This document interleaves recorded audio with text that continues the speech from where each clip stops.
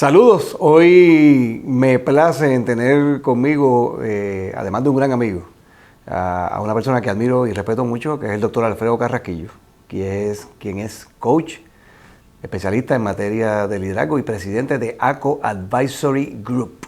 Buenos días, Alfredo. Buenos días, Ildefonso. Un gusto siempre conversar contigo y agradecido de la invitación a este espacio. Encantado de que hayas aceptado porque tenemos muchos temas que quiero discutir contigo, ciertamente en el espacio que tenemos.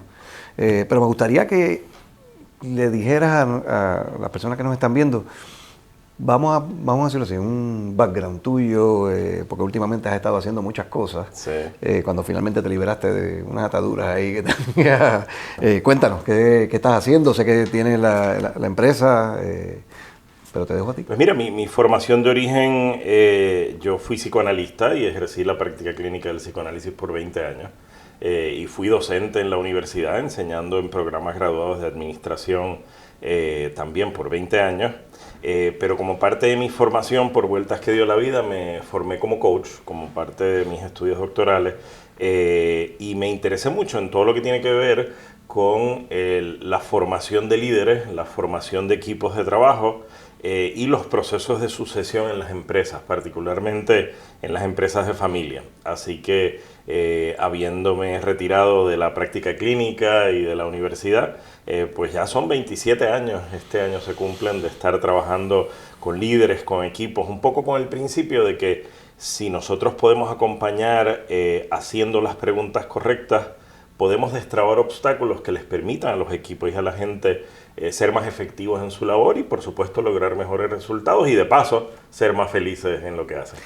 Quería empezar hablándote de ese aspecto del liderato, ¿verdad? O del liderazgo, porque me parece que en Puerto Rico tenemos una crisis de liderazgo terrible a todos los niveles, ¿verdad? Inmediatamente uno piensa en lo público, pero creo que en lo privado también lo hay. Tú has tenido la oportunidad de trabajar con ambos.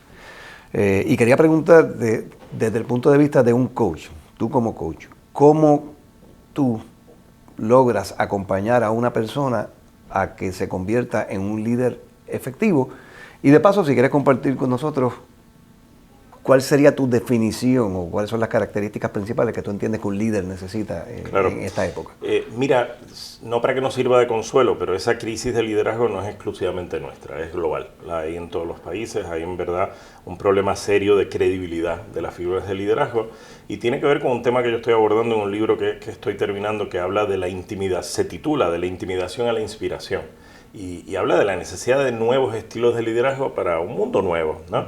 Y eso tiene que ver con los cambios generacionales, tiene que ver con los efectos de la pandemia, tiene que ver con el fenómeno cultural que se llama la mundialización. El mundo ha cambiado de muchas maneras. Por lo tanto, aprendimos a ser líderes con unos esquemas y unos criterios que ya no funcionan. Y uno de ellos es ese, los líderes que intimidaban, pegaban 3 gritos en el pasillo. Eso no es una práctica sostenible de liderazgo, no provoca que la gente se comprometa, no genera entusiasmo. Entonces los líderes hoy tienen que ser figuras que inspiren, tienen que ser figuras que modelen, tienen que ser figuras capaces de escuchar, que ejerzan lo que llamamos la empatía no paternalista, ¿no? Para lograr compromiso de la gente, pero sobre todo que entiendan que el liderazgo es compartido. Es decir, que ya no son personas individuales al frente que dan dirección, sino que la innovación, la creatividad, las ventajas competitivas dependen de armar un equipo donde todo el mundo ejerza dentro de su ámbito de autoridad el liderazgo, ¿no? Entonces, que se creen culturas de responsabilidades compartidas. Eso cambia la lógica de cómo se entendía el liderato hace 20, 30 años. ¿Cómo uno acompaña a los líderes para lograr eso? Pues en esta coyuntura diría que es más fácil que antes porque los líderes están llegando, tocando nuestra puerta, convencidos de que lo que venían haciendo ya no les sirve. Esa era mi gran pregunta. ¿Ellos se han dado cuenta? Sí, yo creo que... Y las organizaciones, más que los líderes, las organizaciones también son... Las organizaciones también, pero yo creo que los líderes en general están sufriendo mucho con los problemas de dificultad para retener talento, para reclutar, el entender que ya no eres tú quien escoges, sino que le tienes que hacer una venta al prospecto para que quiera venir a trabajar contigo. Todos los desafíos que tienen que ver con talento en las organizaciones llevan a los líderes a preguntarse cómo tengo que hacer este trabajo, cómo inspiro, cómo convoco, cómo retengo, cómo doy dirección. Entonces eso es terreno súper fértil para el trabajo de coaching, porque entonces ahí uno ejerce la labor de hacer preguntas que ayuden a crear otra perspectiva y otra estrategia. Entonces según lo van poniendo en práctica y empiezan a tener resultados que antes no tenían y la gente se entusiasma y se compromete, pues es maravilloso para los líderes. Dejan aprovechar la coyuntura. Cuando hablamos de coaching, para las personas que probablemente no conocen lo que es y que probablemente tienen una concepción equivocada de lo que se trata el coaching, que nos pasa mucho, explícanos un poco cómo es el rol del coach, o cómo tú describes el rol del coach en ese proceso de acompañar a ese líder a entender que hay una nueva forma de hacer las cosas para poder ser efectivo. Una forma muy sencilla de plantearlo es que todos nosotros vemos la realidad a través de un lente. En coaching eso lo llamamos estructura de interpretación. Somos observadores de una realidad de determinada manera. Y ese observador que yo soy define cómo yo actúo. Y me plantea en mi cabeza cosas que yo puedo hacer y cosas que no puedo hacer. Las preguntas de un coach, que lo que buscan es, como dicen en México, moverle el tapete a ese líder, hacerle ver cosas que tal vez no veía, apuntan al objetivo de cambiar al observador que este líder es, que vea la realidad de otra manera y que de repente diga, oye, esto no se me había ocurrido, oye, ¿y qué tal sí? O ¿por qué no esto? ¿No? Entonces, en la medida en que ve las cosas de otra manera, se abre a la posibilidad de actuar de modo diferente. Y eso lo pone en práctica, le funciona y va generando nuevos hábitos de trabajo. El coach es ese que acompaña a torpedear, a cambiar, a destruir, modificar las estructuras de interpretación para generar nuevas miradas que permitan actuar de forma diferente. Y ahí traes un punto importante porque yo quisiera que quedara claro que el coach no da instrucciones, no te dice lo que tienes que hacer, sino que te va guiando, y entiendo que de lo que me estás hablando de esas preguntas son lo que llaman preguntas poderosas en el ámbito del coaching. Háblanos un poquito de esas preguntas que son las que le sacan el tapete debajo de los pies. Yo siempre digo que los coaches tenemos que, nuestra herramienta por excelencia no es la pregunta, es la escucha, es la capacidad de escuchar a ese líder con el que trabajamos, pero hay que escuchar lo que nos dice con su cuerpo, que no siempre coincide con lo que dicen sus palabras, lo que no está diciendo y desde qué lugar lo está diciendo. Entonces, cuando tú piensas todas esas cosas, lo primero es ver desde qué lugar.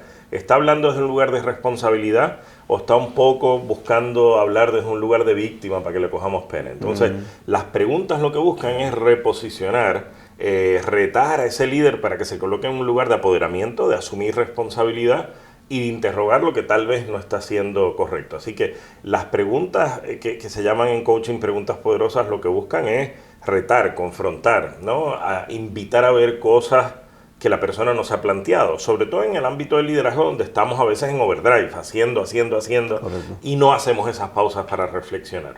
Insisto, la coyuntura es buena porque muchas de las cosas que hacíamos han dejado de ser efectivas. Entonces eso crea condiciones, excepto en los más arrogantes, ¿verdad? Crea condiciones desde la humildad, para preguntarse que las cosas pueden hacerse de otro modo, ¿no? Así que las preguntas lo que buscan es invitar a otras posibilidades.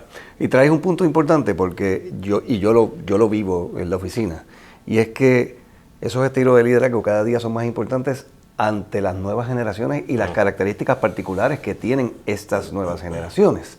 ¿Cómo tú ves eso y qué importancia tiene desde el punto de vista de ese choque generacional? Sí, es aprender no a lamentarse de que la nueva generación no tiene ética de trabajo, tiene otra ética de trabajo, tiene otra forma de relacionarse con la conciliación vida-trabajo, tiene otras expectativas de vida. El otro día yo trabajaba con una empresa de familia donde el fundador de la empresa me dice, tú tienes que decirle a mi hija que si ella quiere ser CEO, esto no es un trabajo de 8 a 5. Y yo le digo, bueno, pues díselo cuando nos juntemos y lo trabajamos como parte de la conversación. Y la hija le responde en la conversación, no papá, yo te estoy demostrando a ti con los resultados del negocio que es posible ser CEO de 8 a 5 e irme luego a correr bicicleta con mi marido y estar con mis hijos y tener una vida, la vida que yo no observé que tú tuviste, que es posible conciliar estas cosas y producir resultados. ¿Por qué eso se ve con ojos distintos? Porque para una generación como la de los baby boomers se vivía para trabajar. Hoy las expectativas son que vivimos para poder disfrutar los distintos aspectos de la vida sin que unos impliquen el sacrificar los otros. Son visiones de mundo diferentes. Y si tú no entiendes eso, no vas a poder retener el talento en la empresa, no solo de la familia, no familiar en cualquier tipo de contexto, ¿no? Ese es uno de muchos otros ejemplos. La otra es, por supuesto que la gente lo más que le interesa es un buen salario, pero quieren estar en un contexto de trabajo, las generaciones más jóvenes, donde sienta que aprenden de quién es su líder. Si el líder es una persona que no me agrega valor, que no me enseña, me voy a ir a buscar otro, ¿no? Porque ese reto es algo que las nuevas generaciones quieren. Esos son dos ejemplos, ¿no? Y estaba leyendo y yo creo que todos los estudios coinciden, ya como estabas diciendo, ya este asunto, por ejemplo, de reclutamiento no bastan con que yo te voy a pagar más. Tampoco es suficiente cuando alguien te dice me voy, y no te preocupes que aquí tengo 10,000 pesos más, eso tampoco va a resolver el problema por lo que estabas mencionando de que lo que están buscando es otra cosa. Y estaba leyendo y de nuevo coinciden en todos los estudios que también es importante para ese empleado, ¿verdad?, de nueva generación sentirse que el lugar donde trabaja aporta de alguna manera a la sociedad. Sí, sí. Para sentirse parte de algo que verdaderamente tiene significado. ¿Qué me dices de sí, ese? Ese es el otro elemento. Es decir, muchos empleados en empresas que deciden renunciar, una de las cosas que me dicen, mira, yo me voy y estoy cogiendo un pay cut. En el próximo lugar no me van a pagar tanto como acá, o no tanto como lo que me ofrecieron para retenerme. Pero aquí, mi líder no me ayudaba a crecer. Voy a ir a un lugar con una persona que admiro, y eso para mí tiene un valor. Y lo otro, las nuevas generaciones son generaciones más comprometidas, en general, con temas sociales, con temas ambientales, con temas de diversidad, de inclusión, y tienen la expectativa de que sus empresas honren esos compromisos. Incluso no quieren trabajar en un lugar que les haga sentir vergüenza porque se contamina el ambiente. Correcto. O porque no se reconoce el valor de la diversidad. Entonces, son generaciones que vienen con otros esquemas valorativos y éticos, y las empresas pues tienen que ponerse para su número, ¿verdad? Pues si quieren retener talento. Una de las cosas lindas que está pasando en las familias empresarias es que la nueva generación llega con estos criterios y empieza a incidir en la mesa de accionistas en que estas cosas cambien y se hagan parte de los valores de la organización. Entonces son cambios importantes que vienen con el cambio generacional. Es fascinante. Y son accionistas que también podrían ser boomers, por lo menos. Sí. Así que es un choque de ideas. Sí, es un choque de ideas. Si yo a lo que me dedico es a esto, ¿cómo tú me estás pidiendo ahora que yo me desvíe para atender estos asuntos? Claro, es que la generación que está saliendo es una generación que creció con el modelo de Milton Friedman de la Universidad de Chicago. El único compromiso de los empleados es con los accionistas, resultados al fin de cada trimestre. Y de repente el planteamiento del stakeholder capitalism, en verdad, es la idea de que no, el compromiso es con todos los públicos y constituyentes de una organización, no por ser filantrópico, sino porque al tú hacer un trabajo y evidenciar un trabajo de compromiso social, ambiental, con tu gente, eso se traduce en mejor servicio al cliente, eso se traduce en mayor reputación y se traduce en mejores resultados de negocio. Claro. ¿No? Entonces es mirar esto desde una óptica distinta. Para la generación a la que perteneces, ¿verdad? Vamos a cortar aquí ahora mismo. Es difícil entenderlo, ¿no? Hay honradísimas excepciones, pero no es difícil entenderlo por resistencia personal, es que la formación fue otra. En las escuelas de negocio lo que se enseñó fue otra cosa. Claro. Entonces implica un momento de cambio de perspectiva vital. Y yo creo que hay un poco casi de envidia. Yo me tuve que matar por 25 o 30 años y entonces ahora esta gente, como decía la hija de este presidente, le está demostrando al papá, no es que no es que yo no tenga compromiso y no es que yo no vaya a trabajar, es que esto se puede hacer de 8 a 5, de 9 a 6, sin estar hasta las 10 de la noche como estabas tú. Claro. Y entonces aprovecho para estar con la familia. Hay una nueva generación en justicia para los baby boomers y esa generación que va saliendo. Ellos le dejan a sus hijos, a la nueva generación, como muchos de ellos dicen, una chiringa volá, ¿verdad? Claro, es decir, ya establecieron, ya se sacrificaron. Entonces es más fácil uno lograr conciliación cuando lo que estás es creciendo algo bien establecido y bien estructurado. Cuando yo lo cogí desde cero. Lo tuve que empezar en la marquesina de mi casa. Exactamente. Y es interesante lo que dices, porque sé que viene de la experiencia, no fue una cosa que leíste, y a nosotros nos pasa. Yo te puedo hablar de que aquí en el bufete, candidatos a ser abogados nos entrevistan a nosotros. Después de que yo termino la entrevista, entonces, ¿tienes alguna pregunta? Y antes, la respuesta era no, o ¿cuál es el career path que yo puedo esperar cuando voy a ser socio? Eso más o menos antes. Ahora no. Ahora es, ¿Y en qué tipo de actividad o de tema social ustedes están envueltos? Lo que estábamos hablando, ¿verdad? Mira, aunque sea que pintes escuelas, que recojas basura, que dones a un hogar de niños, pero están esperando, como tú dices, para sentirse orgullosos de que trabajan en un sitio que está envuelto en este tipo de cosas, versus un sitio que les puede dar vergüenza porque está en contra del ambiente o está en contra de la diversidad, etcétera, etcétera. Y se convierte entonces en una entrevista. Mira, el otro día en una empresa esta persona, que fue muy difícil de reclutar, muy talentosa, me decía, mira, yo opté por venir aquí por la visión que me vendieron, el speech de la visión organizacional, de qué es lo que se quiere hacer, qué es lo que se quiere construir. Eso fue lo que me entusiasmó, y me entusiasmó porque incluía esos elementos con los que yo estoy comprometido, ¿no? Entonces hay que tener en cuenta eso si uno quiere lograr traer al mejor talento.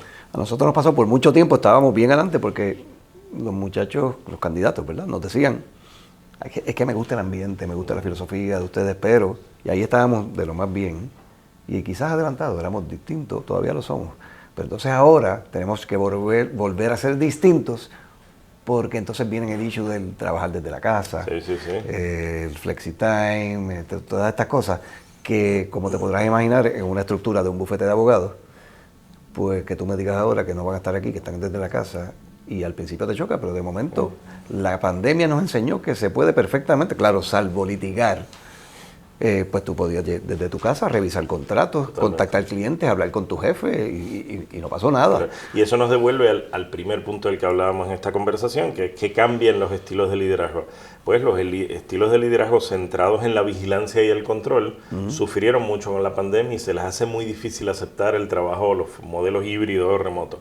Pero los liderazgos centrados en la motivación, en la confianza y en los resultados, ¿no?, pueden navegar eso muy bien, porque lo que tú quieres es que la gente produzca los resultados que tú esperas, no que esté con el fundillo en la silla de 8 a 5. A mí siempre me recuerda eso al profesor Demetrio Fernández de la Escuela de Derecho, que, ¿verdad?, tú sabes que en una escuela de Derecho tú vas y coges clase en un anfiteatro con 125 personas, y tú no sabes, salvo los que pasan lista, yo no sé quién vino y quién no.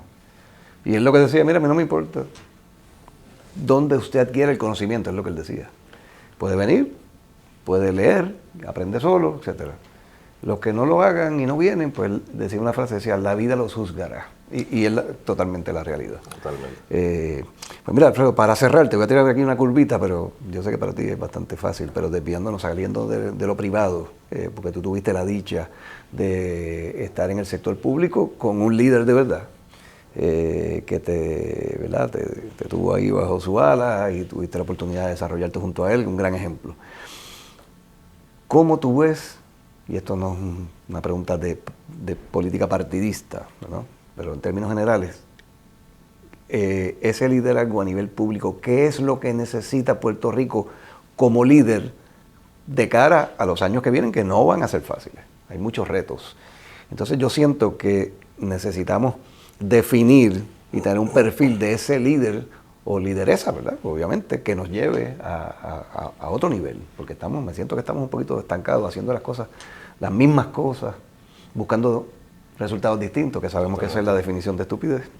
Y nada, a nivel de cierre, ¿cómo tú ves eso? ¿Qué es lo que necesitas? Mira, el mayor privilegio de haber podido trabajar muy de cerca de William Miranda Marín fue entender que un líder efectivo en el espacio público es un líder que tiene arrojo, valentía, que se atreve a pensar fuera del molde, fuera de la caja, a imaginar posibilidades que hasta ahora no se han pensado y con la vista puesta en el futuro, no mirando la nostalgia, con nostalgia hacia el pasado.